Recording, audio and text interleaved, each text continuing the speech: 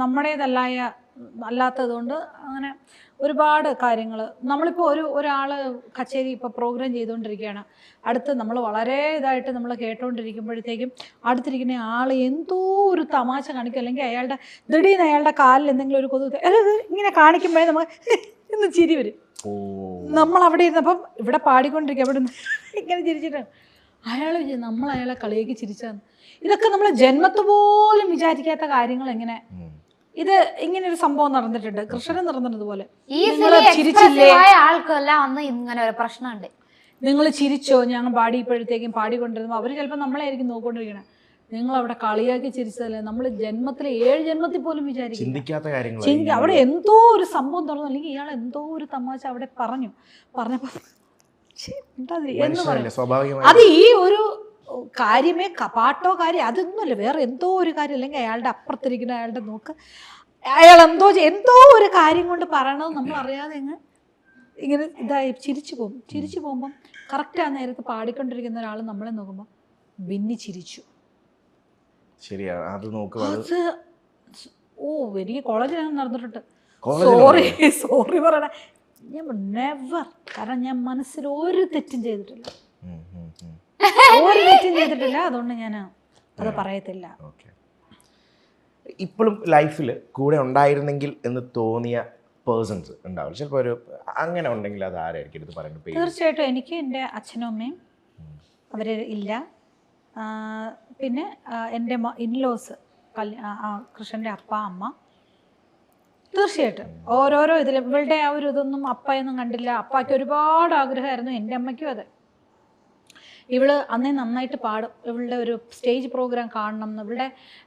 ഇവിടെ ഒരു stage programme 2 വർഷം മുമ്പ് ഇവിടെ നടന്നപ്പോഴത്തേക്കും ഭയങ്കര ജനവും ശിവാംഗി നാർത്ത് വിളിച്ച് അങ്ങനെ വരണ ഒരു സംഭവം. ഇത് ആഗ്രഹിച്ചിരുന്ന ആൾക്കാർ, എൻ്റെ അമ്മ പിന്നെ അപ്പായും ഒക്കെ ഭയങ്കര ആഗ്രഹമായിരുന്നു ഒരു 10 പേരുടെ മുമ്പിൽ ശിവാംഗി പാടണമെന്ന്. ഇത്ര പേരുടെ മുമ്പിൽ കുട്ടി പാടുമ്പോഴത്തേക്കും അത് കാണാനില്ലല്ലോ. അത് മനസ്സിൽ അത്രയും ആരോ വന്നപ്പോ പെട്ടെന്ന് അത് ഓർത്തല്ലേ ചേച്ചി? അത് ഭയങ്കര സന്തോഷം സങ്കടം ഒരുമിച്ച് വന്നു. ഞാനതിൽ പാതിയിൽ പോന്നു ആ പ്രോഗ്രാം. ഇവളുടെ കൂടെ ആൾക്കാരുണ്ട്, എല്ലാം ഉള്ള മാനേജർ എല്ലാ ആൾക്കാരൊക്കെ ഉണ്ടെങ്കിലും ഞാൻ എന്തോ ഒരു ഇത് കഴിഞ്ഞിട്ട് ഞാൻ ഒരു മണിക്കൂർ നിന്നിട്ട് പോന്നു.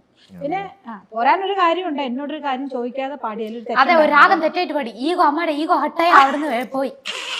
അല്ല, എല്ലാം കൂടെ ഞാൻ ഭയങ്കര ഹാപ്പി ആയി പോയി. എല്ലാവരുടെ ഇതും കണ്ടപ്പം അതിൻ്റെ കൂടെ ഇവള് ഒരെണ്ണം തെറ്റായിട്ടും പാടി.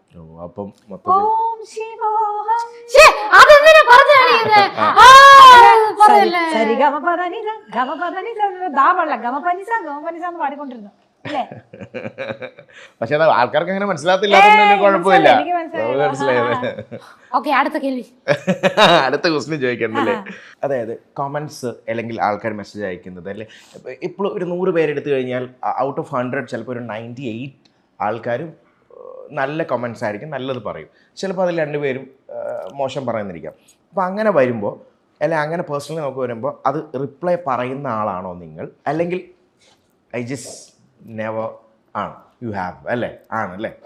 അതിൻ്റെ ഒരു എക്സാമ്പിൾ പറയാനാണ്.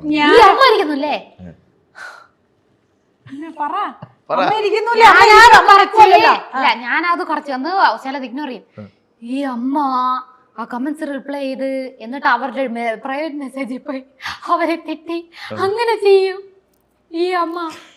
എനിക്ക് ഞാൻ ചെയ്യാത്തൊരു കാര്യം ഒരാൾ ചെയ്തു എന്ന് പറഞ്ഞാൽ എനിക്ക് അവരെ വന്ന് അമ്മ വന്ന് ഇങ്ങനെയൊക്കെ റിപ്ലൈ ചെയ്യണമെന്ന് ആഗ്രഹിച്ചതുകൊണ്ട് ഇങ്ങനെ വന്ന് കേട്ടതാ കമന്റ് ഇടുന്നേ.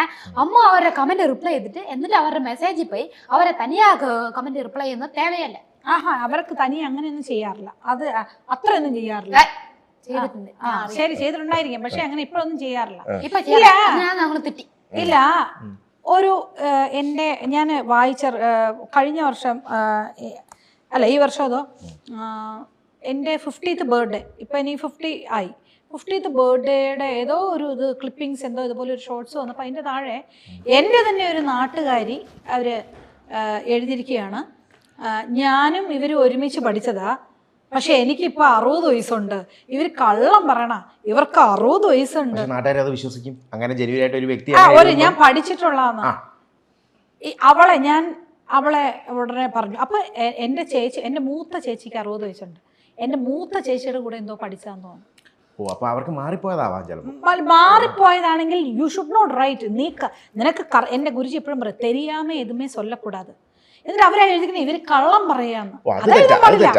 അത് ഒരിക്കലും പറയാൻ പാടില്ല. അപ്പൊ അത് അങ്ങനത്തെ കാര്യങ്ങൾ ഇതുപോലെ എൻ്റെ പ്രായം എനിക്കറിയാതെ ഞാൻ 10 വയസ്സൊക്കെ കുറച്ച് പറയുമോ. എന്നിട്ട് അവര് മൊത്തം മേക്കപ്പാണ്, പിന്നെ അവര് ഇതാണ്, പിന്നെ അവര് അവര് ചുമ്മാ വായനക്കുന്നതാണ് അവര്, പിന്നെ ഇങ്ങനെ കുറേ കാര്യങ്ങൾ നിനക്കാണോ എനിക്കാണോ അറിയാവുന്നത്. എനിക്ക് ഇതിൽ ഏറ്റവും എനിക്കൊരു തമാശ തോന്നിയത്, ഒരു ലേഡീസ് ഇത് എഴുതുമ്പോഴാണ് എനിക്ക് ഏറ്റവും കൂടുതൽ ട്രിഗർ ആവുന്നത്. പിന്നെ ഇവര് എത്ര മഴയത്ത് പോവല്ലേ ചേച്ചിയെ, മഴയത്ത്, അത് അവരുടെ സംസാരം നമുക്കറിയാം. മേക്കപ്പ് മുഴുവൻ ഇളകി, മുഖത്ത് 50 കോട്ടടിച്ചിട്ടുണ്ട്, പിന്നെ 25 കോട്ടിട്ടുണ്ട്.